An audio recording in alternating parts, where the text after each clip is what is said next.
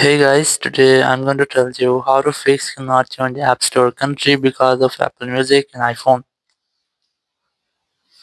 If you are using an iPhone and you want to change your country in App Store and you're facing the issue that you're unable to change your country in App Store because of Apple Music, so let's see some possible fixes for this. So now to fix the issue, you just have to simply open your settings app. Very first, you have to make sure that you have a stable and the strongest network connection. Then you have to also make sure that your VPN is not connected. After that, go to General, go to Software Update, and just try to update your software. After updating software, just go back from here and just tap in Apple ID, and here just select subscriptions, and you just have to cancel all of the subscriptions you have, especially Apple Music.